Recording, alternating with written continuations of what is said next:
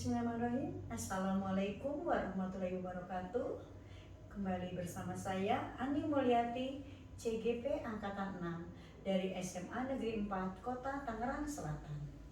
Hari ini saya akan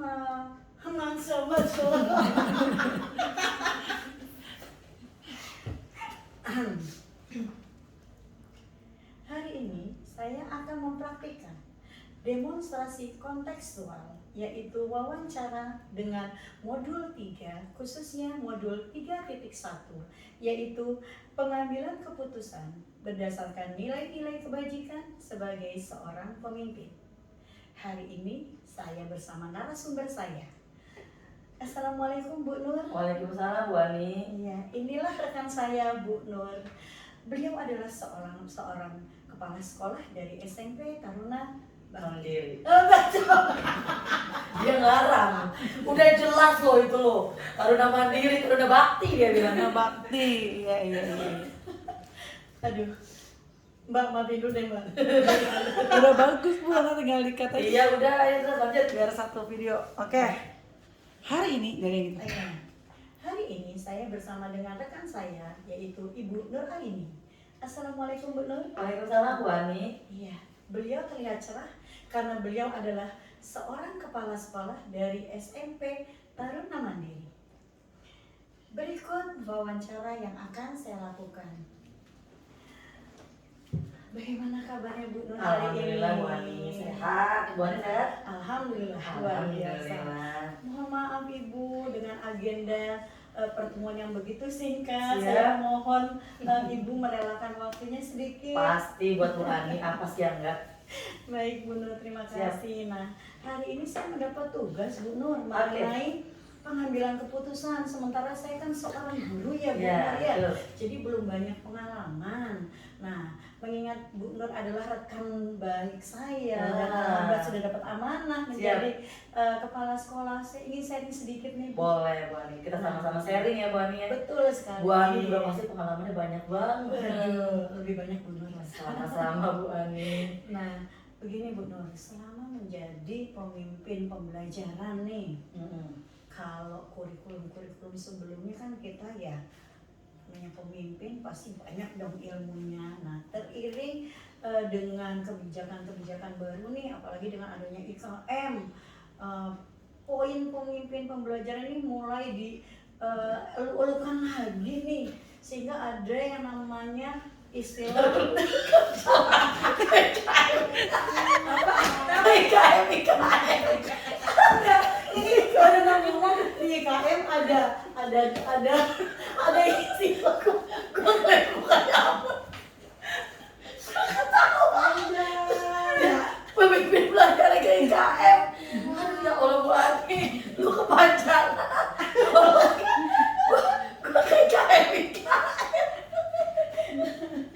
Sekolah aku belum IKM. hingga masa dari IKM nanti ada istilah namanya bujukan moral. Oh, mau masuk ke bujukan moral. Jangan Aduh, segitu banyaknya. aduh, kita motongnya dari mana nih? Sampai kayak IKM. Gue ngeliatnya, gue gak nyamper. Dia panjang banget ngomongnya. Ya, Dari mana? IKM.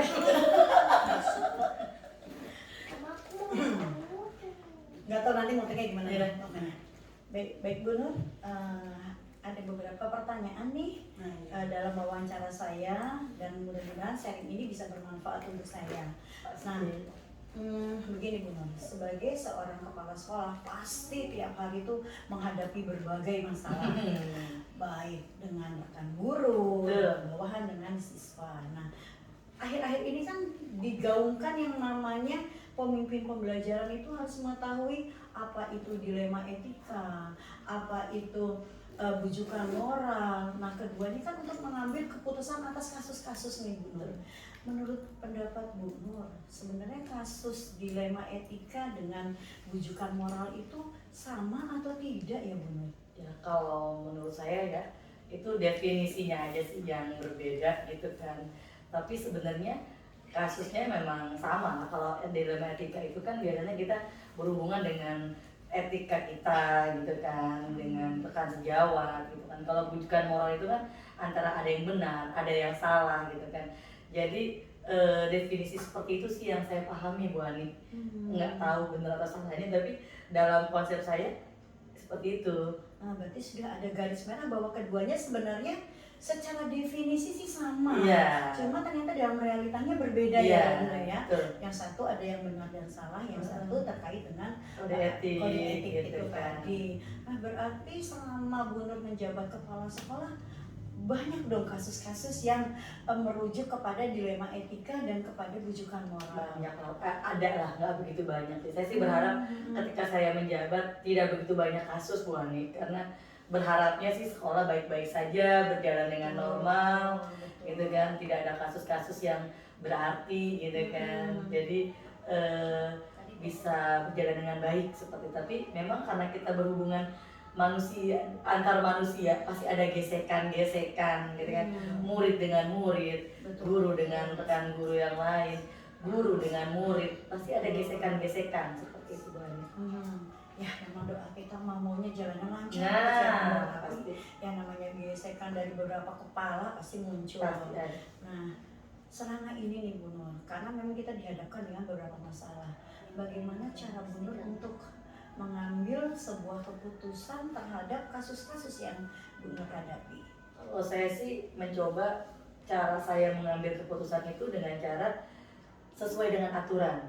Kita lihat dulu juknisnya. Jadi ini kasusnya apa?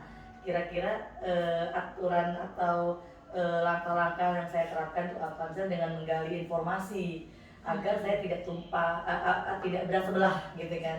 Jadi saya mencoba mencari tahu dari sisi Bu Ani atau dari sisi yang sedang berkonflik gitu. Jadi dua arah saya tanyakan, lalu saya coba menganalisa, saya coba bekerja sama dengan wakil-wakil saya gitu kan untuk pengambilan keputusan. Jadi saya berharap tuh keputusan yang saya sudah ambil bisa diterima oleh kedua belah pihak dan tidak ada yang merasa dirugikan.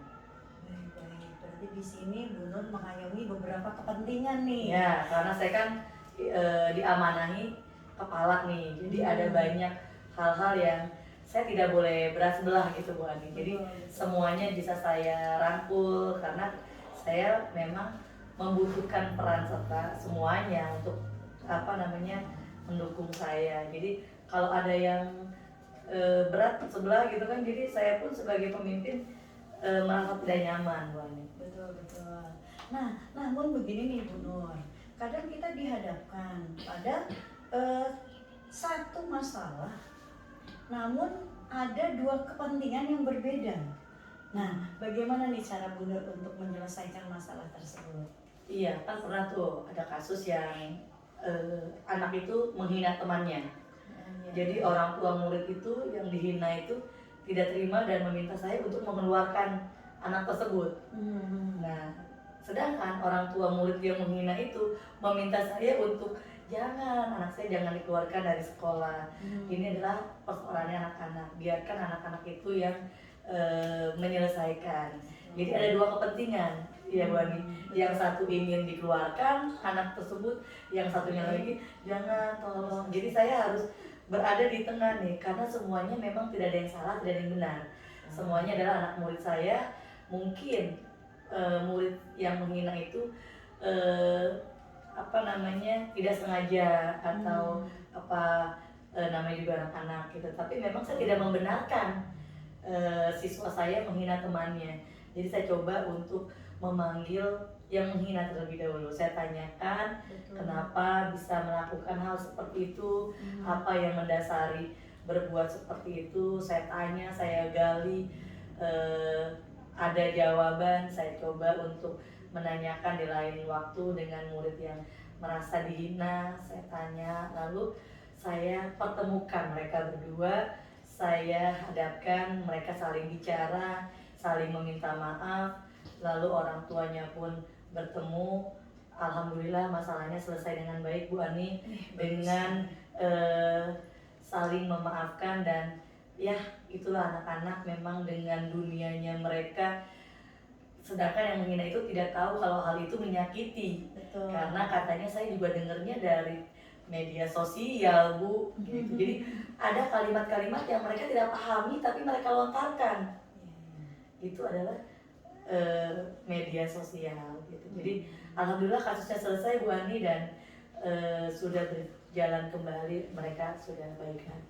Baik, terima kasih Bu Nur. Jawaban ini sebenarnya langsung menjawab pertanyaan 3 nih. Waduh, langsung mengenai ya. langkah-langkah atau prosedur bagaimana menghadapi sebuah Berarti kasus. tadi langkah-langkahnya Bu Ani. Betul, langkahnya sudah tersusun secara Ya. sistematis. Baik, kita lanjut ke pertanyaan keempat Siap, ya, Bu Ani.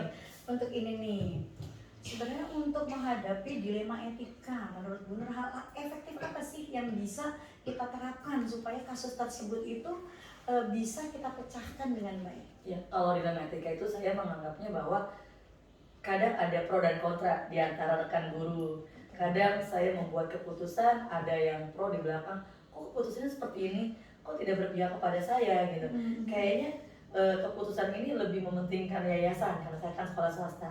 Tapi kadang saya kembali lagi, sebenarnya saya itu adalah di tengah antara aspirasi guru, aspirasi rekan saya ke saya dan saya sampaikan ke yayasan. Yayasan punya pendapat disampaikan ke saya dan saya menjadi jubir lah. Kadang saya berpikir ini tuh udah yang baik buat teman-teman saya, tapi tetap kalau ada pro kontra, saya berusaha untuk menjelaskan kepada rekan-rekan, entah itu di briefing, entah itu di rapat, apa sih yang memang mendasari keputusan tersebut agar teman-teman saya sesama guru itu paham dan mendukung dengan apa yang sudah diputuskan Bu Ani.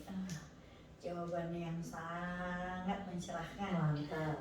Nah, sekarang tadi terlihat bahwa Bu Nur itu bisa menerapkan yang namanya pengambilan keputusan dalam dilema etika dengan strategi Bu Nur sendiri yang akhirnya bisa mengayomi masalah Mudah-mudahan. Nah, apakah selama ini tantangan-tantangan itu muncul dari rekan guru atau dari murid atau justru dari orang tua Bu Nur? Karena kita sekolah swasta ya Bu Ani, jadi salah sedikit orang tua langsung komplain. Komplainnya bukan ke wali kelas tapi langsung kepada kepala sekolah. Betul. Kadang, jadi saya merasa saya dari 2007 saya di sekolah ini, jadi sudah agak tua ya Bu Ani. Jadi saya paham lah orang kalau sekolah swasta kan kita memang bergantung dengan murid dari pembiayaan dan segala macam. Saya membuka ruang untuk orang tua menemui saya, tapi sesuai dengan koridor juga Bu Ani. Jadi saya membuka aspirasinya orang tua, saya membuka aspirasinya teman-teman. Jadi apapun itu saya tampung dulu dan jika memang bisa saya putuskan dengan baik ya saya putuskan seperti itu. Nah, penjabaran Bu Nur ini udah sangat lengkap. Namun kadang gini Bu Nur, dilema etika itu biasanya datangnya nggak satu kali datang, kadang beruntung nih Bu Nur. Biasa itu. Apalagi anak-anak kita itu kan anak-anak yang kreatif ya Bu Nur. Nah, bila Bu Nur dihadapkan pada permasalahan dilema etika yang sama, bagaimana cara Bu Nur menerapkannya? Pernah ada satu kasus ya Bu Ani, jadi siswa itu selalu tidur di jam pelajaran. Gurunya curhat sama saya, aduh si A ini kenapa dia selalu tidur di pelajaran saya, kadang dia bolos nggak ada di pelajaran saya. Terus saya tampung curhatannya, saya panggil muridnya, saya meminta BK dulu untuk menampung murid tersebut. Terus BK cerita ke saya coba saya temuin deh sama muridnya, siapa tahu dengan kita ngobrol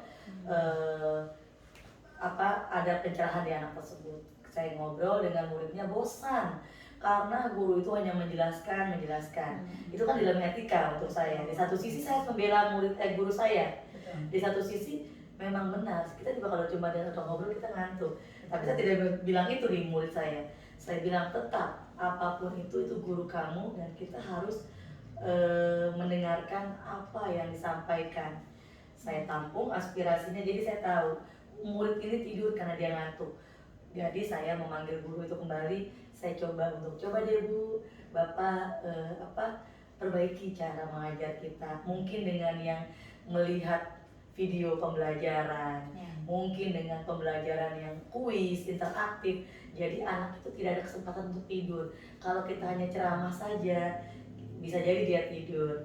Jadi saya coba tidak menggurui, saya hanya sharing saja dengan guru. Coba kita perbaiki, karena walau bagaimanapun kalau gurunya menyenangkan, anak itu pasti akan senang.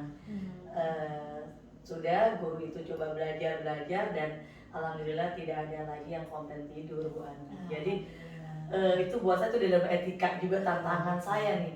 Jadi murid saya juga bangun, gurunya juga tidak membosankan, karena metode ceramah memang sudah tidak ada juga sih di pembelajaran saat ini gitu.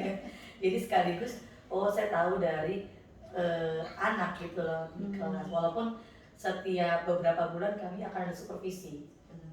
Itu. Wah, alhamdulillah. Terlihat dari sini banyak sekali dilema etika yang sudah dihadapi oleh Bu Nur nih saat ini. Nah, dari pemecahan masalah tersebut, kok sepertinya Bu Nur kaya literasi sehingga dapat beberapa ilmu yang dapat Bu Nur terapkan. Berarti pasti ada idola Bu Nur nih. Nah, sosok seperti apa yang diidolakan oleh Bu Nur sehingga mencetak seperti Bu Nur yang saat ini, yang cepat tanggap dalam Masya masalah? Allah, Bu Ani, saya jadi pengen terbang. Adalah kita kan saya guru bahasa Indonesia lah, gitu kan. Pasti biografi tokoh itu udah habis kita baca, gitu kan. Jadi banyak yang tokoh-tokoh yang memang biografinya saya sukai, dan saya coba untuk mengambil sisi-sisi positif dari biografi tokoh-tokoh itu. Kadang saya pun banyak belajar dari senior-senior saya, bagaimana kepala sekolah mengambil keputusan. Saya kan sebelum saya ada di kepala sekolah, saya pernah menjadi guru. Jadi kadang ada keputusan dari kepala sekolah saya dulu yang kok begini ya ke saya. Saya tidak ingin hal itu terjadi. Jadi itu jadi pembelajaran. Waktu saya jadi guru, saya nggak mau nih posisi seperti ini. Jadi saya tidak ingin hal itu terjadi. Jadi pengalaman itu pun menjadi pembelajaran gitu kan. Karena saya lumayan tua di sekolah ini, Bu Ani, senior gitu kan. Kalau tua kan lo tua gitu kan. Saya lumayan lama di sekolah ini, jadi saya bisa sudah sejalan lah dengan kinerja atau gaya-gaya di sini seperti itu. Memang di sini pengalaman dan jam terbang itu menentukan bagaimana kita bersikap ya Bu Nur ya. Nah, untuk pertanyaan terakhir nih Bu Nur, masih ada satu lagi. Nah, dari semua pengalaman dalam mengambil sebuah keputusan, apa sih yang Bu Nur dapatkan manfaatnya bagi kehidupan Bu Nur saat ini? Banyak ya, pembelajaran itu bikin kita tambah dewasa. Jadi kadang ketika kita bikin keputusan, ada guru yang kontra dan dia membuat itu membuat saya sedih. Aduh, perasaan saya sudah bikin keputusan ini dengan saya pikirkan masak-masak ya, tapi ada saja yang pro dan kontra. Tapi saya coba lagi untuk ini adalah pembelajaran saya. Bagaimana saya harus bersikap. Saya panggil gurunya, kenapa dia kontra, apa yang guru itu inginkan gitu kan, apa yang sebaiknya harus saya lakukan. Saya ingin tanggapan dari orang lain untuk kinerja saya gitu kan. Jadi masukan-masukan dari rekan guru, dari yayasan saya tampung untuk bahan pembelajaran saya, Bu. Jadi kita nggak pernah berhenti untuk belajar. Karena pengalaman adalah guru terbaik. Benar sepakat kalau yang itu. Jadi alhamdulillah Bu Nur semuanya sudah terjawab dengan baik. Alhamdulillah hari ini saya mendapat ilmu yang sangat bermanfaat. Nah, dari pertemuan ini saya bisa mengambil garis merah di antara semuanya. Garis merah karena yang lainnya benang merah. Jadi kesimpulan pertemuan kita hari ini yang pertama, bahwa seorang pemimpin itu harus dewasa, harus berkolaborasi, harus mencari keputusan yang terbaik bagi semuanya melalui langkah-langkah yang tadi sudah Bu Nur sampaikan. Lalu mengambil keputusan juga tidak boleh merugikan pihak lain. Dan alhamdulillah hari ini saya belajar menjadi seorang pemimpin yang bijak. Nilai-nilai kebijakan sudah Bu Nur sampaikan dengan baik, dan mudah-mudahan nilai-nilai kebajikan sudah disampaikan oleh Bu Nur dengan baik, dan mudah-mudahan saya bisa menerapkan dalam kehidupan Amin. saya. Kita sama-sama belajar Bu Ani. Iya, iya. Sebelumnya saya ucapkan terima kasih dan mohon maaf sudah mengganggu Sama-sama Bu waktunya. Ani dengan senang hati. Lain kali mungkin minta tolong Siap. lagi ya Bu Nur. Terima Baik kasih Bu Ani. banyak. Ya. Assalamualaikum Waalaikumsalam warahmatullahi wabarakatuh.